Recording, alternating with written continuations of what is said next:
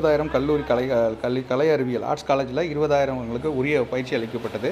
இது கடந்த ஆண்டு பயிற்சி பெற்ற மாணவர்கள் 1.9 லட்சம் மாணவர்கள் வேலைவாய்ப்பினை பெற்றுள்ளார்கள் என்பது குறிப்பிடத்தக்கது என்பதை பற்றியும், தமிழ்நாட்டில் பரவலாக கல்லூரிகள் திறன் பயிற்சி கட்டமைப்பு உருவாக்குவது மிகவும் அவசியமாகிறது.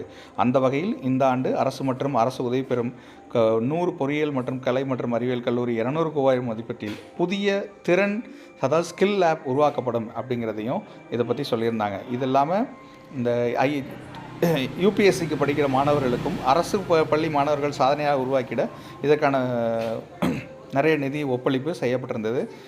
இந்த வருஷம் தமிழ் புதல்வன் அப்படிங்கிற மாபெரும் திட்டத்தையும் சொல்லியிருக்கிறதா இதில் சொல்லியிருக்காங்க. இதில் என்னென்னா, நம்ம போன வாட்டி